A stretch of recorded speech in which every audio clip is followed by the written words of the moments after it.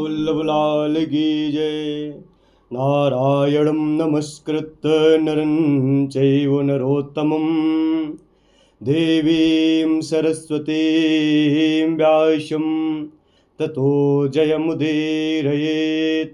नारायण स्वरूप भगवान श्री कृष्ण तथा भगवान श्री कृष्ण के नित्य सखा नरश्रेष्ठ नरस्वरूप अर्जुन जी, उन लीलाओं को प्रकट करने वाली सरस्वती जी तथा लीलाओं का संकलन करने वाले श्री वेदव्यास जी के श्री चरणों में प्रणाम करते हुए जय महाभारत का पाठ करना चाहिए। भगवान परशुराम जी बोले कि भाविनी खत्म होएगा। हाँ हाँ गंगा जी सब देवता बीच में खड़े हुए। अब भगवान परशुराम जी अम्बा से कह रहे हैं कि यह सब लोगों ने प्रत्यक्ष देखा है कि मैंने तेरे लिए पूरी शक्ति लगाकर युद्ध किया और महान पुरुषार्थ दिखाया है, परंतु इस प्रकार उत्तमोत्तम अस्त्र प्रकट करके भी मैं शस्त्रधारियों में श्रेष्ठ भीष्म से अपनी अधिक विशिष्टता नहीं दिखा सकता। मेरी अधिक से अधिक शक्ति, अधिक से अधिक बल इतना ही है। भद्रे, अब तेरी जहाँ इच्छा हो चली जा, अथवा बता तेरा दूसरा कौन सा कार्य सिद्ध करूं। अब तो भीष्म की ही शरण ले, तेरे लिए दूसरी कोई गति नहीं, क्योंकि महान अस्त्रों का प्रयोग करके भीष्म ने मुझे जीत लिया।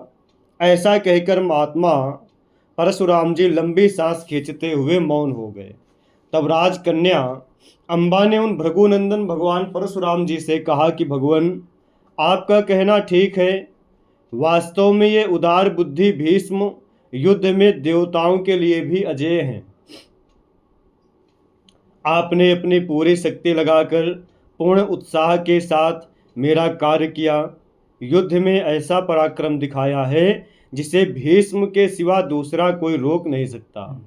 इसी प्रकार आपने नाना प्रकार के दिव्यास्त्र भी प्रकट किए हैं, परंतु अंततो गत्वा आप युद्ध में उनकी अपेक्षा अपनी विशेषता स्थापित न कर सके। मैं भी अब किसी प्रकार पुनः भीष्म के पास नहीं जाऊंगी। भृगु श्रेष्ठ तपोधन, अब मैं वहीं जाऊंगी जहां ऐसी बन सकूं कि समर भूमि में मैं स्वयं ही भीष्म को मार डालूं। हाँ, ऐसा कहकर रोष भरे नेत्रों वाली वह राजकन्या मेरे वध के उपाय का चिंतन करते हुए तपस्या के लिए दृढ़ संकल्प लेकर वहां से चली गई। भारत, तदंतर भृगु श्रेष्ठ परशुराम जी उन सब महर्षियों के साथ मुझसे विदा ले जैसे आए थे वैसे ही महेंद्र पर्वत को चले गए। महाराज, तत्पश्चात मैंने भी ब्राह्मणों के मुख से अपनी प्रशंसा सुनते हुए रथ पर आरूढ़ हो हस्तिनापुर में आकर माता सत्यवती से सब समाचार यथार्थ रूप से निवेदन किया। माता ने भी मेरा अभिनंदन किया। इसके बाद मैंने कुछ बुद्धिमान पुरुषों को उस कन्या के वृत्तांत का पता लगाने के कार्य में नियुक्त कर दिया। मेरे लगाए हुए गुप्तचर सदा मेरे प्रिय एवं हित में संलग्न रहने वाले थे। वे प्रतिदिन उस कन्या की गतिविधि, बोलचाल और चेष्टा का समाचार मेरे पास पहुंचाया करते थे। जिस दिन वह कन्या तपस्या का निश्चय करके वन में गई, उसी दिन मैं व्यथित, दीन और अचेत सा हो गया। हाँ तात, जो तपस्या के द्वारा कठोर व्रत का पालन करने वाले हैं, उन ब्रह्मज्ञ ब्राह्मण परशुराम जी को छोड़कर कोई भी क्षत्रिय अब तक युद्ध में मुझे पराजित नहीं कर सका है। राजन, मैंने यह वृत्तांत देवर्षि नारद और महर्षि व्यास से भी निवेदन किया। उस समय उन दोनों ने मुझसे कहा कि भीष्म, तुम्हें काशीराज की कन्या के विषय में तनिक भी विषाद नहीं करना चाहिए। दैव के विधान को पुरुषार्थ के द्वारा कौन टाल सकता है।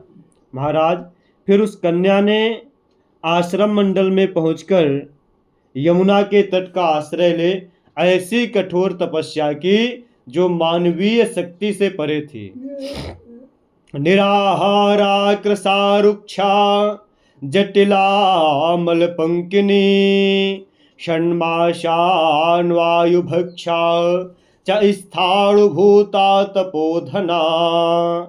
उसने भोजन छोड़ दिया वह दुबली तथा रुक्ष हो गई, सिर पर केशों की जटा बन गई, शरीर में मैल और कीचड़ जम गई। वह तपोधना कन्या 6 महीने तक केवल वायु पीकर ठूठे काठ की भांति निश्चल भाव से खड़े रहे यमुना जी के किनारे। फिर 1 वर्ष तक यमुना जलमाश्रित संवत्सर मथापरम उदवासम निराहारा पारयामास भाविनी। फिर 1 वर्ष तक यमुना जी के जल में घुसकर बिना कुछ खाए पिए वह भाविनी राजकन्या जल में ही रहकर तपस्या करती रही 1 वर्ष तक। तत्पश्चात शीर्ण पर्णेन चैकेन पारयामास सापरम संवत्सरम तीव्र कोपा पादांगुष्ठाग्रधिष्ठिता। तत्पश्चात तीव्र क्रोध से युक्त हुई अम्बा ने पैर के अंगूठे के अग्रभाग पर खड़े हो अपने आप झड़कर गिरा हुआ केवल एक सूखा पत्ता खाकर 1 वर्ष तक व्यतीत किया। इस प्रकार 12 वर्षों तक कठोर तपस्या में संलग्न हो उसने पृथ्वी और आकाश को भी संतप्त कर दिया। उसके जाति वालों ने आकर उसे उस कठोर व्रत से निवृत्त करने की चेष्टा की, परंतु उन्हें सफलता न मिली। तदंतर वह सिद्धों और चारणों द्वारा सेवित वत्स देश की भूमि में गए और वहां पुण्यशील तपस्वी महात्माओं के आश्रमों में विचरने लगी। काशीराज की वह कन्या दिन रात वहां के पुण्य तीर्थों में स्नान करते और अपनी इच्छा के अनुसार सर्वत्र विचरती रहते। महाराज, शुभकारक नंदाश्रम, उलूकाश्रम, चवनाश्रम, ब्रह्मस्थान, देवताओं के यज्ञ स्थान प्रयाग, देवारण्य, भोगवती, कौशिकाश्रम, मांडव्याश्रम, दिलीपाश्रम, रामहृद और पैल गर्गाश्रम क्रमशः इन सभी तीर्थों में उन दिनों काशीराज की कन्या ने कठोर व्रत का आश्रय ले स्नान किया। कुरुनंदन, उस समय मेरी माता गंगा ने जल से प्रकट होकर अम्बा से कहा, भद्रे, तू किस लिए शरीर को इतना क्लेश देते, मुझे ठीक ठीक बता। राजन, तब साध्वी अम्बा ने हाथ जोड़कर गंगा जी से कहा, चारुलोचने, भीष्म ने युद्ध में परशुराम जी को परास्त कर दिया, फिर दूसरा कौन ऐसा राजा है जो धनुष बाण लेकर खड़े हुए भीष्म को युद्ध में परास्त कर सके। अतः मैं भीष्म के विनाश के लिए अत्यंत कठोर तपस्या कर रही हूँ। देवी, मैं इस भूतल पर विभिन्न तीर्थों में इसीलिए विचर रही हूँ कि योग्य बनकर मैं स्वयं ही भीष्म को मार सकूं। भगवती, इस जगत में मेरे व्रत और तपस्या का यही सर्वोत्तम फल है, जैसा मैंने आपको बताया। तब सागर गामिनी गंगा जी ने उससे कहा कि भावनी, हाँ, तू कुटिल आचरण कर रही है। सुंदर अंगों वाले अबले, तेरा यह मनोरथ कभी पूर्ण नहीं हो सकता। काशीराज कन्या, यदि भीष्म के विनाश के लिए तू प्रयत्न कर रही है और व्रत में स्थित रहकर ही यदि तू अपना शरीर छोड़ेगी तो सुबह तुझे टेढ़ी मेढ़ी नदी होना पड़ेगा। टेढ़ी मेढ़ी नदी होना पड़ेगा। केवल बरसात में ही तेरे भीतर जल दिखाई देगा। तेरे भीतर तीर्थ या स्नान की सुविधा बड़ी कठिनाई से होगी। तू केवल बरसात की नदी समझी जाएगी। शेष 8 महीने में तेरा पता नहीं लगेगा, यानी सूखी हुई रहेगी। बरसात में भी भयंकर ग्राहों से भरी रहने के कारण तू समस्त प्राणियों के लिए अत्यंत भयंकर और घोर स्वरूपा बनी रहेगी। राजन, काशीराज की कन्या से ऐसा कहकर मेरी परम सौभाग्यशालिनी माता गंगा देवी मुस्कुराती हुई लौट गई। तदंतर वह सुंदरी कन्या पुनः कठोर तपस्या में प्रवृत्त हो कभी 8वें तो कभी 10वें महीने तक जल भी नहीं पीती थी। गुरुनंदन, काशीराज की वह कन्या तीर्थ सेवन के लोभ से वत्स देश की भूमि पर इधर उधर दौड़ती फिरती थी। भारत कुछ काल के पश्चात वह वत्स देश की भूमि में अम्बा नाम से प्रसिद्ध नदी हुई। जो केवल बरसात के जल से ही भरी हुई थी। उसमें बहुत से ग्राह निवास करते। उसके भीतर उतरना और स्नान करना तीर्थ कृत्यों का संपादन बहुत कठिन था। मगर हाँ, वह नदी टेढ़ी मेढ़ी होकर बहती थी। राजन, राजकन्या अम्बा उस तपस्या के प्रभाव से आधे शरीर से तो अम्बा नाम की नदी हो गई और आधे अंग से वत्स देश में ही एक कन्या होकर प्रकट हुई। आधे शरीर से तो नदी हो गई और आधे शरीर से वत्स देश में कन्या होकर प्रकट हुई। भीष्म जी कहते हैं, उस जन्म में भी उसे तपस्या करने का ही दृढ़ निश्चय लिए हुए देख सब तपस्वी महात्माओं ने उसे रोका और पूछा, तुझे क्या करना है? तब उस कन्या ने उन तपोवृद्ध महर्षियों से कहा कि भीष्म ने मुझे ठुकराया है और मुझे पति की प्राप्ति एवं उसकी सेवा रूप धर्म से वंचित कर दिया।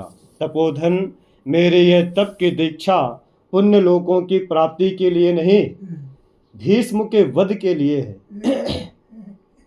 मेरा यह निश्चय है कि भीष्म को मार देने पर मेरे हृदय को शांति मिल जाएगी, जिसके कारण मैं सदा के लिए इस दुखदायी परिस्थिति में पड़ गई हूँ और पति लोक से वंचित इस जगत में ना तो स्त्री रह गई ना पुरुष ही। उसे गंगा पुत्र भीष्म को युद्ध में मारे बिना तपस्या से निवृत्त नहीं होंगी। तपोधनो, यही मेरे हृदय का संकल्प है, जिसे मैंने स्पष्ट रूप से बता दिया। मुझे स्त्री के स्वरूप से विरक्ति हो गई, अतः पुरुष शरीर की प्राप्ति के लिए दृढ़ निश्चय लेकर तपस्या में प्रवृत्त हुई हूँ। भीष्म से अवश्य बदला लेना चाहती हूँ, अतः आप लोग मुझे रोके नहीं। तब शूलपाणी उमावल्लभ भगवान शिव ने उन महर्षियों के बीच में साक्षात स्वरूप में प्रकट होकर उस तपस्विनी को दर्शन दिया। फिर इच्छानुसार वर मांगने का आदेश देने पर उसने मेरी पराजय का वर मांगा। तब महादेव जी ने मनस्विनी से कहा, तू अवश्य भीष्म का वध करेगी। यह सुनकर उस कन्या ने भगवान रुद्र से पुनः पूछा कि देव, मैं तो स्त्री हूँ, मुझे युद्ध में विजय कैसे प्राप्त होगी? उमापते भूतनाथ, स्त्री रूप होने के कारण मेरा मन बहुत निस्तेज है। इधर आपने मेरे द्वारा भीष्म को पराजित होने का वरदान दिया। वृषभध्वज, आपका यह वरदान जिस प्रकार सत्य हो वैसा कीजिए, जिससे मैं युद्ध में शांतनु पुत्र भीष्म का सामना करके मार सकूं। तब वृषभध्वज महादेव जी ने उन कन्या से कहा कि भद्रे, मेरी वाणी से कभी झूठ नहीं कहा, अतः मेरी बात सत्य होकर रहेगी। तू रण क्षेत्र में भीष्म को अवश्य मारेगी और इसके लिए आवश्यकतानुसार पुरुषत्व भी प्राप्त कर लेगी। दूसरे शरीर में जाने पर तुझे इन सब बातों का स्मरण भी बना रहेगा। तू द्रुपद के कुल में उत्पन्न हो, महारथी वीर होगी। तुझे शीघ्रता पूर्वक अस्त्र चलाने की कला में निपुणता प्राप्त होगी।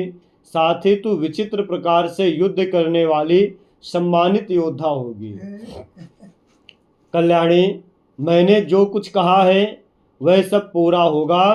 तू पहले तो कन्या रूप में ही उत्पन्न होगी, फिर कुछ काल के पश्चात पुरुष हो जाएगी। हाँ, ऐसा कहकर जटाजूटधारी वृषभध्वज महादेव जी उन सब ब्राह्मणों के देखते देखते वहीं से अंतर ध्यान हो गए। तदंतर उन महर्षियों के देखते देखते उस साध्वी एवं सुंदरी कन्या ने उस वन में बहुत सी लकड़ियों का संग्रह किया और एक विशाल चिता बनाकर उसमें आग लगा दी। महाराज, जब आग प्रज्वलित हो गई तब वह क्रोध से जलते हुए हृदय से भीष्म के वध का संकल्प बोलकर उस आग में प्रवेश कर गए। राजन, इस प्रकार काशीराज की वह ज्येष्ठ पुत्री अम्बा दूसरे जन्म में यमुना नदी के किनारे चिता की आग में जलकर भस्म हो गई। दुर्योधन ने कहा, समर श्रेष्ठ गंगानंदन पितामह, शिखंडी पहले कन्या रूप में उत्पन्न होकर फिर पुरुष कैसे हो गया, यह मुझे बताइए। भीष्म जी ने कहा, प्रजापालक राजेंद्र, राजा नहीं पहुंचे। हाँ, राजा द्रुपद की प्यारी पटरानी के कोई पुत्र नहीं था। महाराज, इसी समय भूपाल द्रुपद ने संतान की प्राप्ति के लिए भगवान शिव की को संतुष्ट किया। हम लोगों के वध के लिए पुत्र पाने का निश्चित संकल्प लेकर उन्होंने यह कहते हुए घोर तपस्या की थी कि महादेव, मुझे कन्या नहीं पुत्र प्राप्त हो। भगवान, मैं भीष्म से बदला लेने के लिए पुत्र चाहता हूँ। यह सुनकर देवादिदेव महादेव जी ने कहा, भोपाल, तुम्हें पहले कन्या प्राप्त होगी, फिर वही पुरुष हो जाएगी। अब तुम लौटो, मैंने जो कहा वह कभी मिथ्या नहीं हो सकता। तब राजा द्रुपद नगर में लौट गए और अपनी पत्नी से इस प्रकार बोले कि देवी, मैंने बड़ा प्रयत्न किया, तपस्या के द्वारा महादेव जी की आराधना की। तब भगवान शंकर ने प्रसन्न होकर कहा कि पहले तुम्हें पुत्री होगी, फिर वही पुत्र के रूप में परिणत होकर हो जाएगी। मैंने बार बार पुत्र की याचना की, परंतु भगवान शिव ने इसे दैव का विधान बनाया कि ये देव का ही विधान है, और कहा यह बदल नहीं सकता, जो कहा गया वही होगा। तदंतर द्रुपद राज की मनस्विनी पत्नी ने नियम पूर्वक रहकर द्रुपद के साथ संयोग किया। शास्त्रीय विधि से गर्भाधान संस्कार होने पर यथा समय उसने गर्भ धारण किया। राजन, जैसा कि मुझसे नारद जी ने कहा था कि द्रुपद की कमल नयनी रानी ने इसी प्रकार गर्भ धारण किया। कुरुनंदन, महाबाहु द्रुपद ने भावी पुत्र के प्रति स्नेह होने के कारण अपनी प्यारी पत्नी को बड़े सुख से रखा, उसका आदर सत्कार किया। कुरुकुल रत्न रानी को जिन जिन वस्तुओं की इच्छा होती वे सब उनके सामने प्रस्तुत की गए। नरेश्वर, पुत्रहीन राजा द्रुपद की उस महारानी ने समय आने पर एक परम सुंदरी कन्या को जन्म दिया। राजेंद्र, तब पुत्रहीन राजा द्रुपद के मनस्विनी रानी ने यह घोषणा करा दी कि पुत्रो है सि मामेति वै, हमारे पुत्र हुआ है, यह मेरा पुत्र है। नरेंद्र, इसके बाद राजा द्रुपद ने छिपाकर रखी हुई उस कन्या के सभी संस्कार पुत्र के समान ही कराए। द्रुपद की रानी ने सब प्रकार का प्रयत्न करके इस रहस्य को गुप्त रखने की व्यवस्था की। वह उस कन्या का पुत्र कहकर ही पुकारते। सारे नगर में केवल द्रुपद को छोड़कर दूसरा कोई नहीं जानता था कि वह कन्या है। जिनका तेज कभी क्षीण नहीं होता, उन महादेव जी के वचनों पर श्रद्धा रखने के कारण राजा द्रुपद ने उसके कन्या भाव को छिपाया और पुत्र होने की घोषणा कर दी। राजा ने बालक के संपूर्ण जात कर्म पुत्रोचित विधान से ही करवाए। लोग उसे शिखंडी के नाम से जानते थे। केवल मैं गुप्तचर के दिए हुए समाचार से, नारद जी के कथन से, महादेव जी के वरदान वाक्य से तथा अम्बा की तपस्या से शिखंडी के कन्या होने का वृत्तांत जान गया था। भीष्म जी कहते, तदंतर द्रुपद ने अपनी पुत्री को लेखन शिक्षा और शिल्प शिक्षा आदि सभी कार्यों में योग्यता प्राप्त कराने के लिए विशेष प्रयत्न किया। राजेंद्र, धनुर्विद्या के लिए शिखंडी द्रोणाचार्य का शिष्य हुआ, द्रोणाचार्य जी का। महाराज, शिखंडी की सुंदरी माता ने राजा द्रुपद को प्रेरित किया कि वे उसके पुत्र के लिए बहू ला दें। वह अपनी कन्या का पुत्र के समान ब्याह करना चाहती थी। द्रुपद ने देखा मेरी बेटी जवान हो गई, तू भी अभी तक स्त्री ही बनी हुई है, वरदान के अनुसार पुरुष नहीं बन सकी। इससे पत्नी सहित उनका मन बड़ा चिंतित हुआ। द्रुपद जी ने कहा कि देवी, मेरी यह कन्या युवावस्था को प्राप्त होकर मेरा शोक बढ़ा रही है। मैंने भगवान शंकर के कथन पर विश्वास करके अब तक इसके कन्या भाव को छिपा रखा है। रानी ने कहा, महाराज, भगवान शिव का दिया हुआ वर किसी तरह मिथ्या नहीं हो सकता। भला तीनों लोकों की सृष्टि करने वाले भगवान झूठी बात कैसे कह सकते हैं? राजन, यदि आपको अच्छा लगे तो कहूँ, मेरी बात सुनिए। पृषत नंदन, इसे सुनकर अपनी बुद्धि के अनुसार ग्रहण करें। मेरा तो यह दृढ़ विश्वास है कि भगवान का वचन सत्य होगा। अतः आप प्रयत्न पूर्वक शास्त्रीय विधि के अनुसार इसका कन्या के साथ विवाह कर दो। इस प्रकार विवाह का निश्चय करके दोनों पति पत्नी ने दशार्ण राज की पुत्री का अपने पुत्र के साथ वरण किया। तदंतर राजा में श्रेष्ठ द्रुपद ने समस्त राजाओं के कुल आदि का परिचय सुनकर दशार्ण राज की ही पुत्री का शिखंडी के लिए वरण किया। दशार्ण देश के राजा का नाम हिरण्यवर्मा था। भूपाल हिरण्यवर्मा ने शिखंडी को अपनी कन्या दे दी। दशार्ण देश का वह राजा हिरण्यवर्मा महान दुर्जय और दुर्धर्ष वीर था। उसके पास विशाल सेना, साथ ही उसका हृदय भी विशाल था। नृपश्रेष्ठ हिरण्यवर्मा की पुत्री भी युवावस्था को प्राप्त थी। इधर द्रुपद की कन्या शिखंडिनी भी पूर्ण युवती हो गई थी। विवाह कार्य संपन्न हो जाने पर पत्नी सहित शिखंडी पुनः काम्पिल्य नगर में आया। दशार्ण राज की कन्या ने कुछ ही दिनों में यह समझ लिया कि शिखंडी तो स्त्री है। हिरण्यवर्मा की पुत्री ने शिखंडी के यथार्थ स्वरूप को जानकर अपने भाई और सखियों से लजाते लजाते यह गुप्त बात कह दी कि पांचाल राज के पुत्र शिखंडी वास्तव में पुरुष नहीं, स्त्री हैं। नृपश्रेष्ठ यह सुनकर दशार्ण देश की धाइयों को बड़ा दुख हुआ। उन्होंने यह समाचार सूचित करने के लिए बहुत सी दासियों को दशार्ण देश में भेजा। वे सब दासियां दशार्ण राज के सब बातें ठीक ठीक बताई। पिता से हाँ, और बोली कि राजा द्रुपद ने बहुत बड़ा धोखा दिया। यह सुनकर दशार्ण राज अत्यंत क्रोधित हो गए।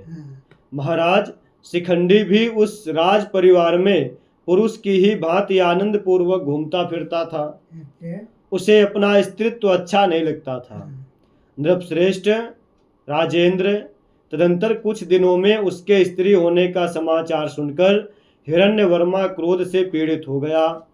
तदंतर दशार्ण राज ने दुसह क्रोध से युक्त हो राजा द्रुपद के दरबार में दूत भेजा। हिरण्यवर्मा का वह दूत द्रुपद के पास पहुंचकर अकेला एकांत में सबको हटाकर केवल राजा से इस प्रकार बोला कि निष्पाप नरेश, आपने दशार्ण राज को धोखा दिया है। आपके द्वारा किए गए अपमान से उनका क्रोध बहुत बढ़ गया है। उन्होंने आपसे कहने के लिए यह संदेश भेजा है कि नरेश्वर, तुमने यह जो अपमान किया है, यह निश्चय ही तुम्हारे खोटे विचार का परिचय है। तुमने मोहवश अपनी पुत्री के लिए मेरी पुत्री का वरण किया। दुर्मते, उस ठगी और वंचना का फल अब तुम्हें शीघ्र ही प्राप्त होगा। धीरज रखो, मैं अभी सेवकों और मंत्रियों सहित तुम्हें जड़मूल सहित उखाड़ फेंकता हूँ। भीष्म मुझे कहते हैं, राजेन, दूत के ऐसा कहने पर पकड़े गए चोर की भांति राजा द्रुपद के मुख से सहसा कोई भी बात नहीं निकली। उन्होंने मधुर भाषी दूतों के द्वारा यह संदेश देकर कि ऐसी बात नहीं है, आपको धोखा नहीं दिया गया, अपने संबंधी को मनाने का दुष्कर प्रयत्न किया। राजा हिरण्यवर्मा ने जब पुनः पता लगाया तो पांचाल राज की पुत्री शिखंडिनी कन्या ही है, यह बात ठीक जान पड़ी। इससे रुष्ट होने पर उन्होंने बड़ी उतावली के साथ द्रुपद पर आक्रमण करने का सोचा। तदंतर राजा ने धाइयों के कथनानुसार अपने कन्या को द्रुपद के द्वारा धोखा दिए जाने पर का समाचार अमित तेजस्वी मित्र राजाओं के पास भेजा। इसके बाद नरश्रेष्ठ हिरण्यवर्मा ने सैन्य सेनाओं के साथ में उनके ऊपर चढ़ाई करने का सोचा, द्रुपद के ऊपर। राजेंद्र, फिर राजा हिरण्यवर्मा ने अपने मंत्रियों के साथ बैठकर परामर्श किया कि मुझे पांचाल नरेश के साथ कैसा बर्ताव करना चाहिए। वहां महामना मित्र राजाओं का यह निश्चय घोषित हुआ कि राजन, यदि यह सत्य सिद्ध हुआ कि शिखंडी वास्तव में पुत्र नहीं कन्या है, तब हम लोग पांचाल राज को कैद करके अपने घर को ले आएंगे और पांचाल देश के राज्य पर दूसरे किसी राजा को बिठाकर शिखंडी सहित द्रुपद को मरवा डालेंगे। फिर दूत के मुख से उस समाचार को यथार्थ जानकर राजा हिरण्यवर्मा ने द्रुपद के पास दूत भेजा कि स्थिर रहो, सावधान हो जाओ, मैं कुछ ही दिनों में तुम्हारा संहार कर डालूंगा। भीष्म जी कहते हैं, राजा द्रुपद उन दिनों स्वभाव से भी भीरु थे, डरपोक। फिर उनके द्वारा अपराध भी बन गया, अतः उन्होंने बड़े भारी भय का अनुभव किया। राजा द्रुपद ने दसार्ण नरेश के पास दूतों को भेजकर शोक से अधीर हो एकांत स्थान में अपने पत्नी से मिलकर इस विषय में बातचीत करने की इच्छा की। पांचाल राज के हृदय का में बड़ा भारी भय समा गया। वे शोक से पीड़ित हो गए। उन्होंने प्यारी पत्नी शिखंडी की माता से इस प्रकार बोले कि देवी, मेरे महाबली संबंधी हिरण्यवर्मा क्रोधवश अपने विशाल सेना लेकर के मेरे ऊपर अब चढ़ाई करेंगे, आक्रमण करेंगे। उस समय हम दोनों क्या करेंगे? क्योंकि इस कन्या के प्रश्न पर तो हम किंग कर्तव्य विमूढ़ हैं। तुम्हारा पुत्र शिखंडनी वास्तव में कन्या है, यह सोचकर वे ऐसा मानने लगे हैं कि मेरे साथ धोखा हुआ है। कह रहे हैं, रानी, मेरा जीवन तो अब संशय में पड़ गया और मैंने दसार्ण नरेश महाराज हिरण्यवर्मा को भी वंचित किया है। यद्यपि राजा द्रुपद सब कुछ जानते थे, तो भी दूसरे लोगों में अपनी निर्दोषता सिद्ध करने के लिए महारानी से स्पष्ट शब्दों में पूछा। उनके प्रश्न करने पर रानी ने राजा को इस प्रकार उत्तर दिया कि भीष्म जी ने कहा कि महाबाहो नरेश्वर, तब शिखंडी की माता ने अपने पति से यथार्थ रहस्य बताते हुए कहा, यह पुत्र शिखंडी नहीं, शिखंडिनी नाम वाली कन्या है। राजन, हाँ, पुत्र रहित होने के कारण मैंने अपनी सौतों के भय से इस कन्या शिखंडिनी के जन्म लेने पर ही इसे पुत्र बताया। नरेश्वर, आपने भी प्रेमवश मेरे इस कथन का अनुमोदन किया और पुत्रोचित ही संस्कार किए। राजन, मेरे ही कथन पर विश्वास करके आप दसार्ण कुल के पुत्री के साथ में विवाह किया। वर्तमान की उपेक्षा की गई। यह सुनकर यज्ञसेन द्रुपद ने मंत्रियों को सब बातें ठीक ठीक बता दी। राजन, तत्पश्चात प्रजा की रक्षा के लिए जैसी व्यवस्था उचित थी वह सब उन्होंने मंत्रियों के साथ में मंत्रणा की गुप्त। नरेंद्र, यद्यपि राजा द्रुपद ने स्वयं ही वंचना की थी, तथापि दसार्ण नरेश के साथ संबंध और प्रेम बनाए रखने की इच्छा करके एकाग्र चित्त से मंत्रणा करते हुए वे एक निश्चय पर पहुंचे कि यद्यपि वह नगर स्वभाव से ही सुरक्षित है, फिर भी रक्षा की व्यवस्था की गई और दसार्ण राज के साथ विरोध की भावना होने पर रानी सहित राजा द्रुपद को बड़ा कष्ट हुआ। अपने संबंधी के साथ मेरा विशाल युद्ध कैसे टल सकता है, यह मन ही मन विचार करके उन्होंने देवताओं की अर्चना प्रारंभ की। राजा द्रुपद को देवाराधन में तत्पर देख महारानी पूजा चढ़ाते हुए नरेश्वर से इस प्रकार बोली कि देवताओं की आराधना साधु पुरुषों के लिए सदा ही सत्य उत्तम है। फिर जो दुख के समुद्र में डूबा हुआ है उसके लिए तो कहना ही क्या है। ब्राह्मणों को पर्याप्त दक्षिणा दे और दसार्ण राज के लौट जाने के लिए अग्नियों में होम करें। प्रभो, मन ही मन यह निचिंतन करते हुए कि दसार्ण राज बिना युद्ध किए ही लौट जाएं, देवताओं के कृपा प्रसाद से यह सब कुछ सिद्ध हो जाएगा। राजन, जवान है ये करने वाली है। हाँ, शंकर हमारे लड़का हो ये। हाँ, कह रहे हैं इन दोनों को इस प्रकार शोकमग्न बातचीत करते देखकर तपस्विनी पुत्री शिखंडिनी लज्जित सी होकर इस प्रकार चिंता करने लगी कि मेरे माता और पिता दोनों ही मेरे कारण दुखी हो रहे हैं। ऐसा सोचकर उसने प्राण त्याग देने का विचार किया। इस प्रकार जीवन का अंत कर देने का निश्चय करके वह अत्यंत शोकमग्न हो घर छोड़कर निर्जन और गहन वन की ओर चली गई। राजन, वह वन समृद्धशाली यक्ष स्थूलाकर्ण के द्वारा सुरक्षित था। इसी के भय से साधारण लोगों ने उस वन में आना जाना छोड़ दिया था। अच्छा। इसके भीतर स्थूलाकर्ण का विशाल भवन था जो चूना और मिट्टी से लिपा गया था। उसके परकोटे और फाटक बहुत ऊंचे थे। उसमें खसकी जड़ की धूम सुगंधित फैलते रहते थे। उस भवन में प्रवेश करके द्रुपद पुत्री शिखंडी बहुत दिनों तक उपवास करके शरीर को सुखाते रहे। स्थूलाकर्ण यक्ष ने उसे इस अवस्था में देखा। देख करके उसके हृदय में कोमल भाव का उदय हुआ। फिर उसने पूछा, भद्रे, तुम्हारा यह उपवास व्रत किस लिए है? अपना प्रयोजन शीघ्र बताओ, मैं उसे पूर्ण करूंगा। यह सुनकर उसने यक्ष से बार बार कहा कि यह तुम्हारे लिए असंभव है। तब यक्ष ने बार बार उत्तर दिया, मैं तुम्हारा मनोरथ अवश्य पूर्ण कर दूंगा। अच्छा। राजकुमारी, मैं कुबेर का सेवक हूँ, मुझ में वरदान देने की शक्ति है। अच्छा। तुम्हारी जो भी इच्छा हो बताओ, मैं तुम्हें अदेय वस्तु भी दे दूंगा।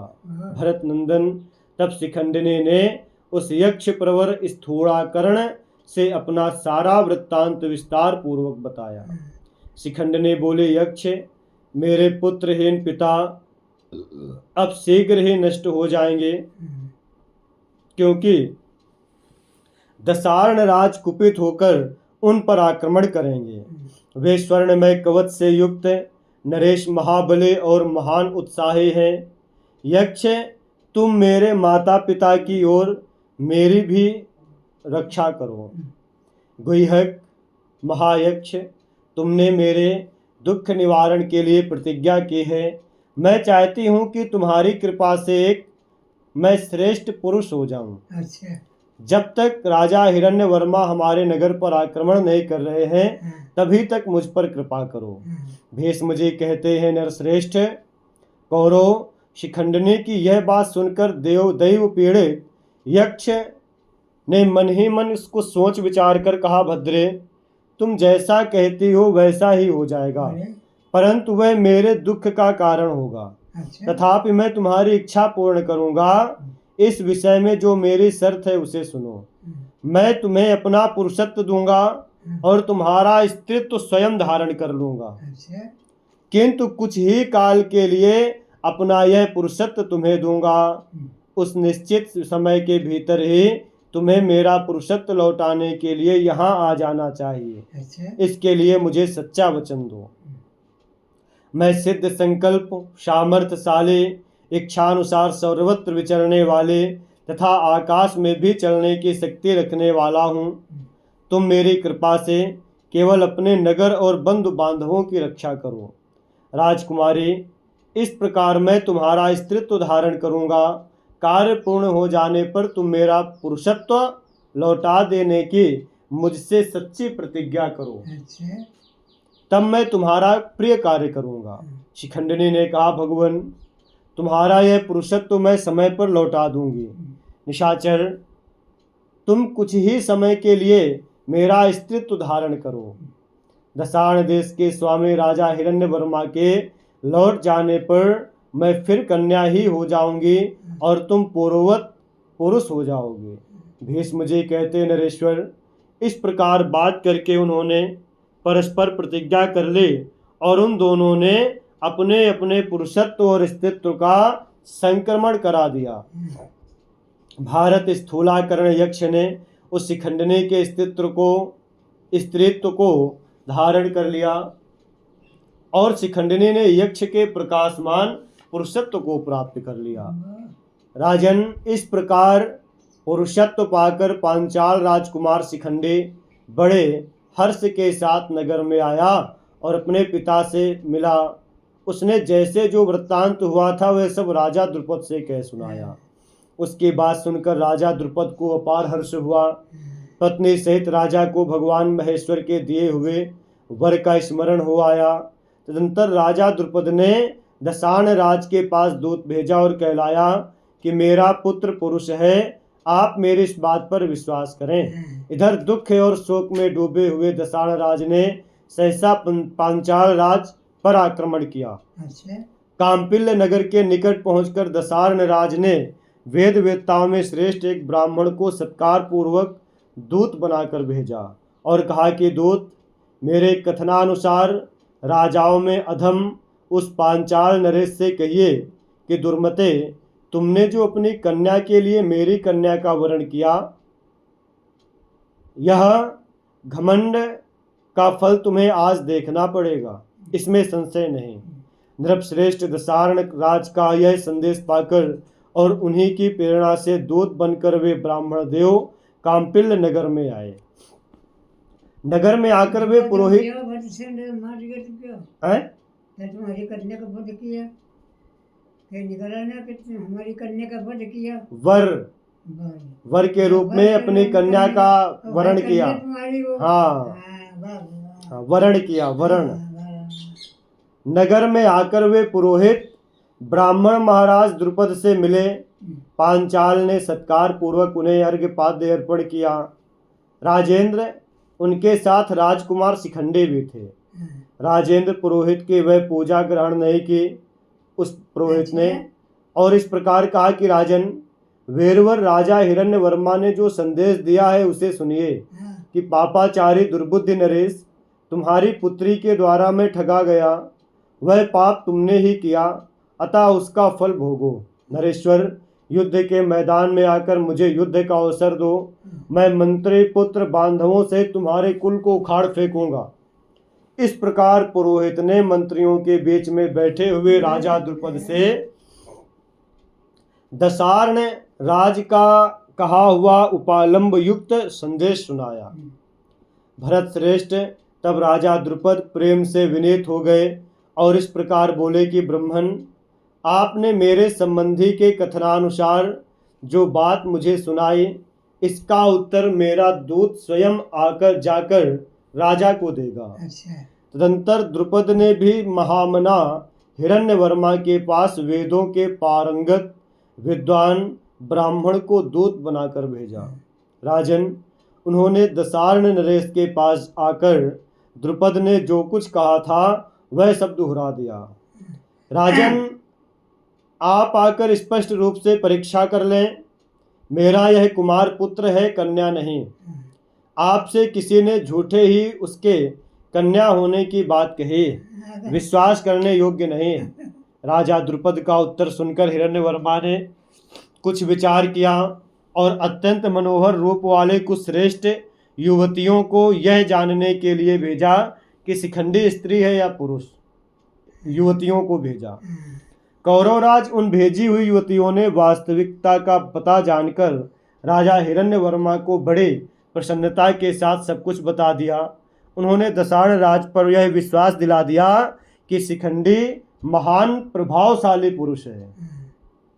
इस प्रकार परीक्षा करके राजा हिरण्यवर्मा बड़े प्रसन्न हुए।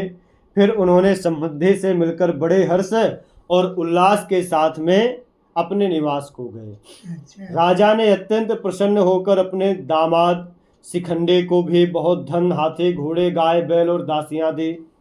इतना ही नहीं, उन्होंने झूठी खबर भेजने वाले अपनी पुत्री को भी झिड़कियां दी कि सावधान हो जाओ, इस तरह से त्रुटिपूर्वक बातचीत क्यों करते हो, जिससे एक दूसरे पर बैर उत्पन्न हो। फिर वे राजा द्रुपद से सम्मानित होकर लौट गए। मनोमालिन्य दूर करके दसार्ण राज हिरण्यवर्मा ने के प्रसन्नता पूर्वक लौट जाने पर शिखंडिनी को भी बड़ा हर्ष हुआ। उधर कुछ काल के पश्चात नरवाहन कुबेर लोक में भ्रमण करते हुए स्थूणाकर्ण के घर पर आए, उसे यक्ष के घर में। उसके घर के ऊपर आकाश में स्थित हो धनाध्यक्ष कुबेर ने उसका अच्छी तरह अवलोकन किया। स्थूलाकर्ण यक्ष का वह भवन विचित्र हारों से सजाया गया था। खस के सुशोभित भक्ष्य, भोज्य, पेय, चोष्य आदि की वस्तुएं पाने की, जिनका दंत और जिह्वा द्वारा उदराग्नि में हवन किया जाता है, प्रस्तुत थी। तत्पश्चात कुबेर ने उस भवन में प्रवेश किया। कुबेर ने उसके निवास स्थान को सब ओर से सुसज्जित मणि रत्न और स्वर्ण की मालाओं से परिपूर्ण देखा। अमित पराक्रमी यक्षों स्थूलाकरण का यह भवन तो सब प्रकार से सजाया गया था। इससे सिद्ध है कि वह घर में ही है, तथापि वह मूर्ख मेरे पास आता क्यों नहीं है? वह मंद बुद्धि यक्ष मुझे आया हुआ जानकर भी मेरे निकट नहीं आ रहा है, इसीलिए उसे महान दंड देना चाहिए, ऐसा मेरा विचार है।